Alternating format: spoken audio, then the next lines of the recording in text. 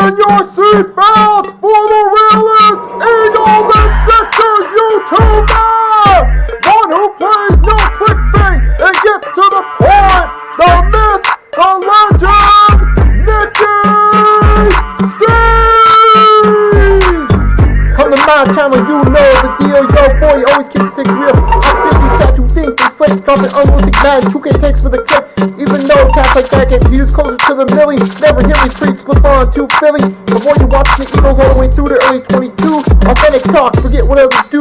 Come to my channel, you know the deal. Yo, boy, always keeps things real. The 24/7, 365 way. Sports content for the reals to fill the day.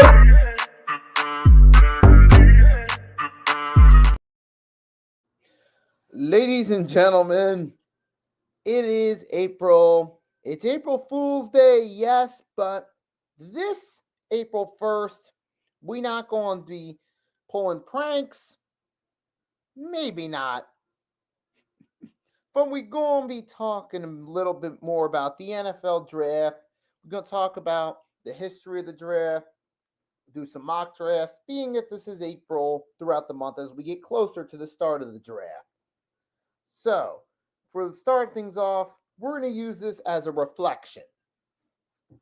You know, we always love to have our big debates about the history of NFL drafts. Who was the biggest star? Who was the biggest bust? Who's the biggest overachiever, underachiever? This one right here today, we're going to talk about some of the biggest QB draft bust in NFL history. Now, for this one, I'm going to go, there's no chronological order, just going to come here, talk about it, list off a bunch of names, reflect on the players that did not live up to the hype coming into the NFL. There are some names that come to mind. Obviously, if you look at the overlay on the screen, you can kind of tell who I'm going to talk about. Some spoiler alerts involved. But there's going to be some other people not mentioned we're going to talk about as well. So we're going to start off with this one. We're going to talk about one of the more recent draft busts in NFL history. And that was Dwayne Haskins out of Ohio State, got drafted by the Washington Commanders. Now, unfortunately, the young man passed away in 2022 in an accident. He was the backup for the Steelers. He never had the chance to redeem himself. So it is kind of sad to say this about someone who passed in an unfortunate way, that they're a bust, but it is the reality of it. Dwayne Haskins was hyped up as a huge prospect coming out of Ohio State going into the NFL. We thought he had potential to make the Commanders a future franchise, future star team, but it just didn't really pan out. He didn't really do anything spectacular or anything to really catch the fans' eyes. And ultimately, part of the problem was his off-the-field discipline led to him getting cut. It was during 2020, during the COVID season, mind you, that he had already been benched at this point due to poor performance. Then it was Kyle Allen, then eventually back to Alex Smith. But late in the season, after Haskins was already benched, he got to a COVID party, going to a party or something during COVID, violated protocols, and Washington just decided that was the final straw. And Dwayne Haskins followed up by saying he accepted responsibility for his actions and was looking to turn his life around. We'll never know now for sure if that would have happened. He was the backup for the Steelers for 2021. Then, unfortunately, in 2022, he died right around this time, 3 years ago, before he ever had the chance to redeem himself. But he is a bust considering he was expected to be a future star. Washington drafted to be the savior of their franchise and never amounted to any of it. There's one recent bust. Another one that's recent was Josh Rosen. Remember him at a UCLA? Josh Rosen went to the Arizona Cardinals right after Carson Palmer retired. And he said when he got drafted, I believe he was the 10th pick, he said, the league made 9 mistakes before me. Trying to hint at the idea that he was the top prospect of the draft class. Well, instead what happened was he started one full season. Him, along with the rest of the Cardinals, were abysmal. He got replaced by Kyler Murray, And it's ever since then, Josh Rosen. Let's see, he started a couple games in Miami in 2019 and got benched for Ryan Fitzpatrick by Brian Flores. And what did he do? He's just been a career backup bouncing around from team to team. Was he even in the league anymore? Because let's see, his rookie year, he had 11 TDs to 14 INTs, was sacked 45 times. Now, to be fair, he was drafted into a poor situation with not much of a team around him. So they kind of left his confidence to die out there. But to be fair, Kyler Murray took over the Cardinals next year and at least did better. And Murray has at least been better as a starter for the Cardinals. Now, Kyler Murray hasn't been the perfect QB, but he's certainly much better than Josh Rosen. He's at least had a Pro Bowl nod, a playoff start, whereas Rosen had one disastrous season, bounced around a few backup squads, and was done. There's another one of your recent draft busts that comes to mind. Now, this next one that comes to mind, he's in the overlay, is Robert Griffin III. Now, to be fair to RG3, though, I'm going to cut him some slack because he was more so a victim of rotten luck. You guys remember his rookie year. He was sensational both passing and running. At one point, the Commanders were 4-6. He led them on a 6-game winning streak to close the season, including a victory over the Dallas Cowboys week 17 to clinch a home playoff game and won Rookie of the Year honors over Andrew Luck. So RG3's career was trending in the right direction headed into the 2012-2013 season's wildcard round where this team hosted a home game against the Seattle Seahawks. But he went into that game banged up. He had basically had a knee injury. His knee gave out on him in that game against Seattle, and ultimately he just never got back to that same level again. So unfortunately, RG3 was one of those busts that was a victim of rotten luck. Then he did come back. He also had issues with coaches. And first it was a conflict between Shanahan and Snyder over the playbook.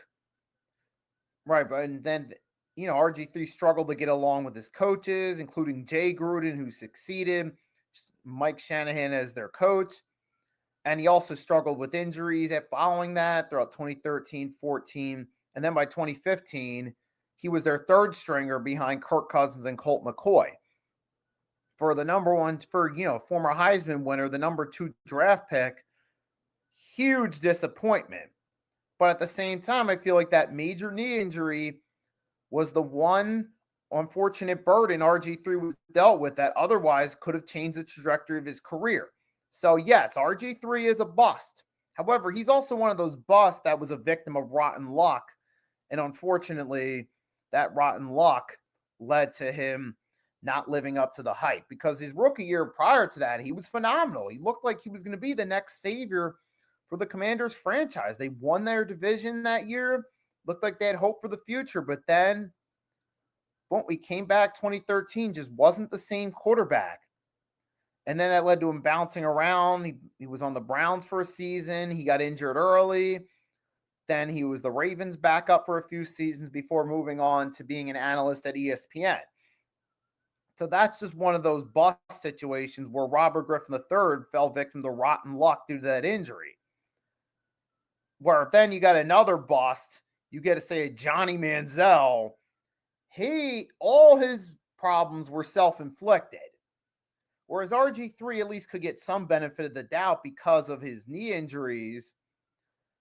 Johnny Manziel, on the other hand, just did not care at all. As soon he got drafted by the Cleveland Browns, big Heisman winner, had charisma, media liked it. They hyped Johnny Manziel up like he was going to be a future superstar. Remember, 2014 draft preview, a lot of the talking heads at ESPN, even some YouTubers that were around at the time, thought that Johnny Manziel was going to be the future for the Cleveland Browns. And that, we saw what ended up happening. What happened instead was he got addicted to the partying lifestyle to the point it was affecting his performance. Now, granted, I remember when he was partying, I thought they were making a much bigger deal out of it. At first, I'm kind of like, okay, he's a young man with a lot of money who likes to party. Hey, as long as he shows up on the field and gets it done, who cares? I thought they were making a much bigger deal out of Manziel's partying at first, but then we all found out it was, now we know why the Cleveland Browns were worried about his partying very early on, like a couple months after they drafted him, because he couldn't control himself. He couldn't control his lifestyle off the field. And that led to the Cleveland Browns pushing for Brian Hoyer to start his rookie season over him. Now, he did start some games in the 2015 season, but he ultimately did play poorly when he did start. And off the field, he was missing team meetings. He was showing up late. He's sometimes showing up late for practices. He was out partying instead of putting his time in at the practice facility. And holy smokes, was it a problem. And by the end of the second season, he got cut from the Browns because of a lie he told the organization. He told them that he was checking himself into rehab and said he was out partying. They found out that he lied to them and then finally cut him and was like, that's the final straw with this guy. But Johnny Manziel, ultimately a bust by his own doing. His lack of dedication to the game of football ultimately screwed him over. Because for some of the previous busts I named, like Josh Rosen, RG3, those guys at least tried. Even Dwayne Haskins, when he was on the field, he at least tried. So that's the thing with Johnny Manziel. It looked like he did not care about football at all. He just wanted to get paid and go spend his money at the club or whatever bar or on whatever, boat or yacht, whatever he could spend his luxurious item, overly priced luxurious item, he could spend his dollars on. Johnny Manziel just wanted that paycheck so he could go spend that money elsewhere. He did not care about the game of football. Like I said, RG3, at least he tried. Injuries got the better of him. Hell, even other busts that I haven't named yet, like a Tim Tebow, at least tried. Ryan Leaf, as bad as he was, I'll get to him later. Ryan Leaf at least tried when he was on the field. Some of these other quarterbacks that were bad at least bothered to at least try. Josh Rosen, as dreadful as he was for the Cardinals that one season, at least gave an effort. A guy like Josh Freeman for the Bucs, there was another bust, at least tried when he was on the field. Johnny Manziel just did not care. Jesus Christ. That's the thing that makes his failure so spectacular. He was a Heisman winner with the potential to be a future star. And instead, what did he do? He toiled it away, partying and just doing everything but playing football. Josh Freeman for the Bucs, he was a highly talented prospect. His rookie year, he went 10 for 18 touchdowns and interceptions. He did have 10 fumbles, lost 2. He got sacked 20 times. Now, his second season, to be fair, Josh Freeman did have a decent go year 2. When the Bucs went 10-6, narrowly missed the playoffs. And they had he had a bunch of fourth quarter comebacks, 25 TDs to 6 INTs. Josh Freeman had that one good season. Then in 2011, he went 4-11 as a starter. He threw more interceptions than touchdowns. 2012, he threw more TDs than INTs, but the team went 7-9. He fumbled the ball 10 times. And then 2013, he didn't play much. And after that, the Bucs realized he wasn't the long-term answer and moved on. Now, Freeman, to be fair, he did have that one solid season. He did manage more TDs than INTs, to be fair. But ultimately, he didn't really amount to leading the Buccaneers to being a winning franchise. And that's where Josh Freeman fell off and became a bust. Now, is he the biggest bust in NFL history? No, absolutely not.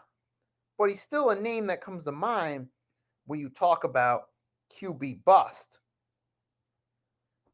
And when I looked at some of these lists before I went live, I noticed one name that some people were given the benefit of the doubt to, particularly the mainstream medias like the ESPNs, the Yahoos.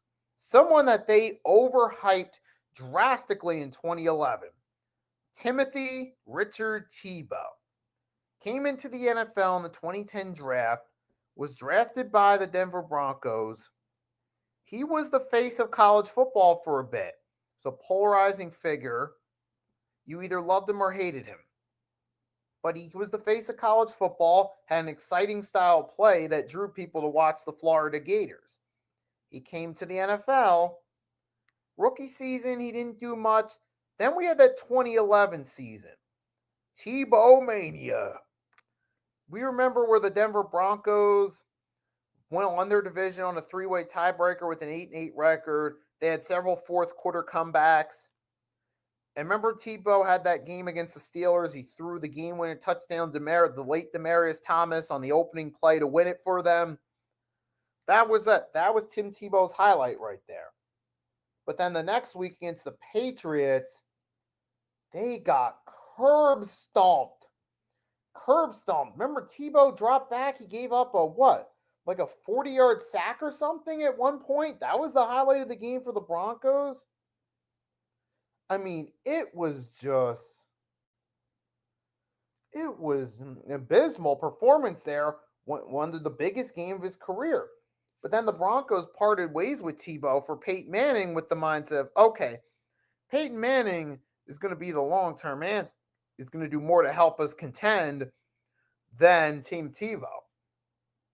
But then after that, he just bounced. He was on the Jets backup for a year after that. He didn't make a roster, which in some ways is a joke. I thought Tim Tebow could have at least, somewhere in those mid-2000s, at least been a backup somewhere. I mean, he wasn't going to be a starter and he wasn't going to be the answer. But I feel like he could have been a backup somewhere, at least. But ultimately, that still makes him a bust because he was the face of college football. And he only had one season where he had any sort of standout highlights. But let's look back on it. Let's be real. That 2011 season was highly overrated. Let's look back on the Broncos' schedule from that season. Because this will prove to us right here. This will prove my point. We're going to take a look at the Denver Broncos. Now, they went 8-8, like I said. All that, won the division, three-way tiebreaker. But let's take a look. Now, they just drafted Von Miller with their first pick. Von Miller was the star of the team. They still had Champ Bailey, Brian Dawkins on that team. They started the season 1-4. They switched helms from Kyle Orton to Tim Tebow. They beat the Miami Dolphins, who were a 6-win team in OT. Got curb stomped by the Lions, 45-10. Then they beat the Raiders, beat Kansas City, narrowly edged out the Jets when Mark Sanchez proved that he wasn't the long-term answer. Narrowly beat out the Chargers in overtime. Defeated the Vikings in a game where Tebow was abysmal. And, they beat the Bears in overtime, a struggling Bears team. Then they dropped 3 straight games, blown out by New England, blown out by Buffalo, and then lost to Kansas City in a close game. And Tim Tebow just, if you look at it statistically, he was not that great that season. Some of those games they won were close games where he didn't really shine. And you also look at it. To look at the roster the Broncos had, though, to around Tim Tebow. Let's not just focus on that. Let's take a look at the roster they had. You had wide receiver Eric Decker, Demaryius Thomas. On the defensive side, you had Champ Bailey was still there. You had Brian Dawkins in his final season at safety. Now, he wasn't the same menacing Brian Dawkins he was with the Eagles, but he was still overall solid player. You had a rookie Von Miller. You had some good talent around Tebow. He was put in a favorable situation talent-wise. So it's not like Tim Tebow didn't have any teammates to help him out. He certainly did. I mean, Knowshon Moreno, prior to getting injured, was playing pretty solid. The the point is, Tim Tebow had a respectable roster around him, so that one season he had was highly overrated. And ultimately, he did not become anything special at the NFL level. And then another one that comes to mind is Akili Smith, going back to the 1999 draft for the Cincinnati Bengals. Now, he was a star at Oregon, and he came out into the NFL draft as a top prospect in 1999. See, the number third, he was the third pick right after the Eagles drafted McNabb, and ultimately, during he was there, 1999 to 2002. He didn't do anything spectacular. He barely played. He had 5 TDs to 13 interceptions. For a guy who was taken to be the future face of a franchise, Akili Smith did not pan out. Ultimately, he was a bust. Former Pac-10 Offensive Player of the Year, ultimately ended up being a huge bust. A huge bust who didn't pan out. And that's what Akili Smith is remembered as. So, I mean, for some casual fans, they probably don't even remember who he was because he didn't do anything at the NFL level. And then you get another prospect, 1998, the number 2 pick. The San Diego Chargers selected Ryan Leaf, the guy who was the poster boy for NFL draft bust until the late 2000s when someone else took that spot.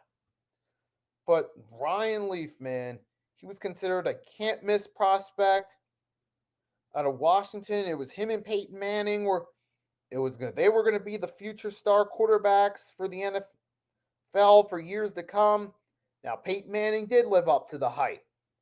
5-time MVP, multi-time Pro Bowler, 4 Super Bowl starts. He first ballot for Pro Football Hall of Famer. Peyton Manning lived up to the hype. Ryan Leaf, out of the NFL following 2001. 3 seasons with the Chargers. More INTs than touchdowns. Abysmal. He did not have the attitude of a winner. He spent 1 season with the Cowboys, then was out of the NFL by 2002. A guy who, alongside Peyton Manning, going into that draft, him and Peyton were hyped as the future star quarterbacks of the league that were going to carry the NFL into the 21st century. But, as Public Enemy put it best in their hit song title, Don't Believe the Hype, Ryan Leaf was a perfect example that fit that moniker, not to believe the hype, because they thought he was going to be a future star in the 21st century. He didn't do it. Now, his 1998 QB draft class counterpart, Peyton Manning, did become a QB that would carry the NFL into the 21st century. But the other QB that did that was a 6th-round draft pick in the 2000 draft that had a great competitive rivalry alongside against Peyton Manning for the New England Patriots. That guy ended up being what Ryan Leaf was supposed to be. Manning and Leaf, if they got drafted to the same conference, would have a nice competitive rivalry with each other. They'd be 2 faces of the AFC, but instead, Peyton Manning and a 6th-round pick 2 years later did that. Ryan Leaf was a bust out of the NFL. Eventually, he was serving a prison sentence.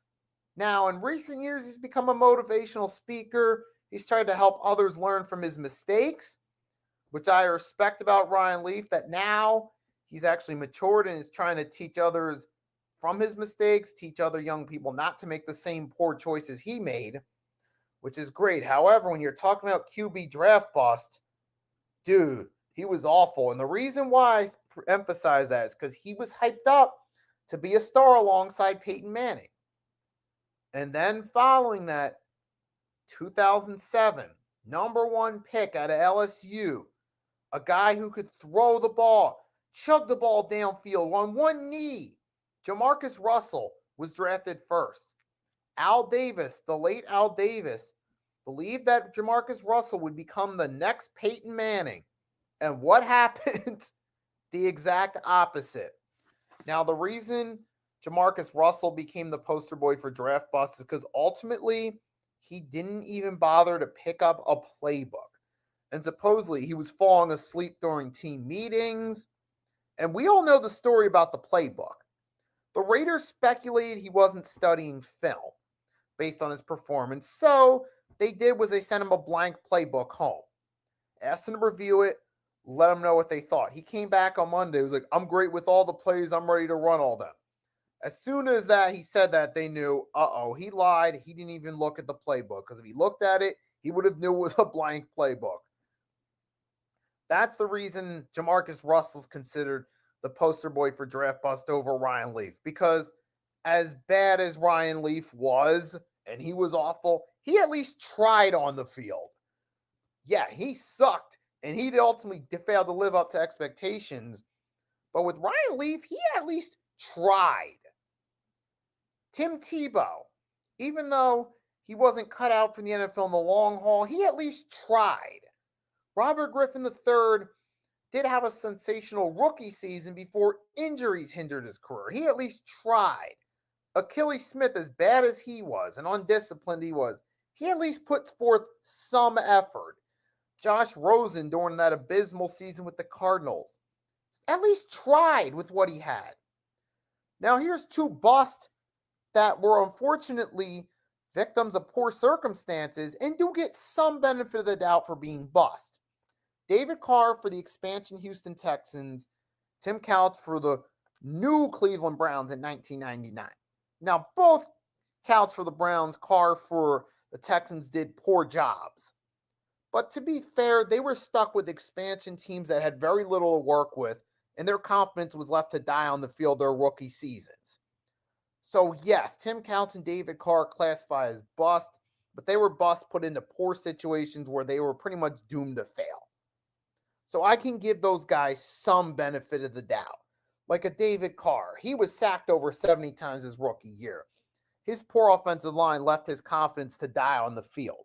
So even though, yes, David Carr is a bust, I can give him some slack for it because he was put in a poor situation set up to fail. Same with Tim Couch.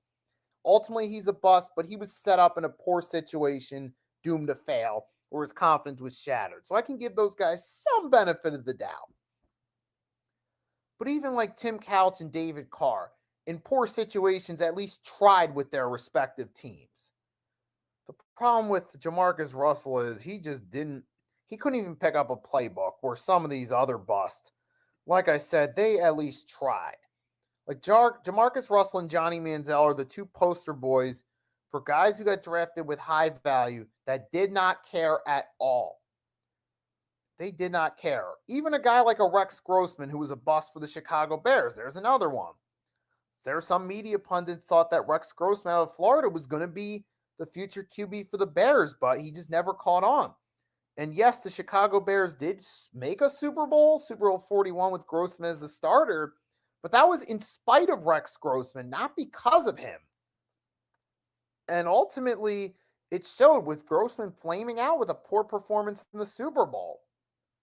Actually, that whole 06 season, the Bears ran deep into the playoffs and made the Super Bowl in spite of Rex Grossman. Remember the infamous Arizona Cardinals game with the Dennis Green ramp?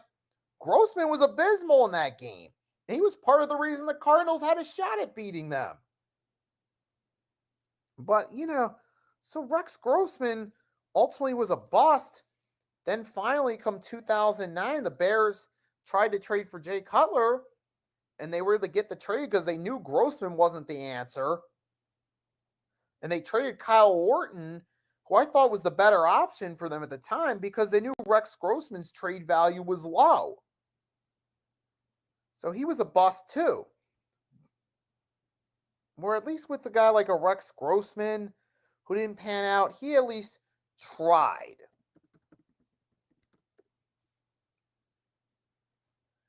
Even for, you could take a guy like an Aaron Brooks for the New Orleans Saints.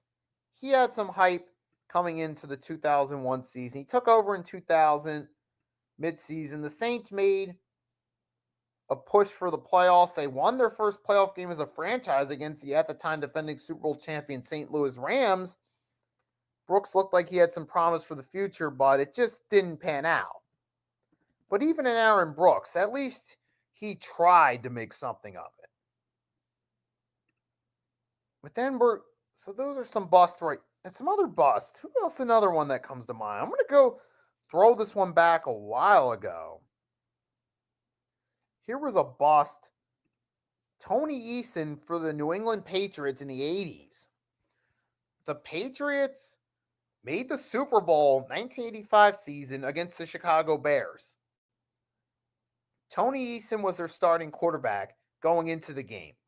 He was so abysmal, he got benched in the second quarter. Think about that. Imagine being now Eason didn't start the whole season for the Patriots, but he started 10 games.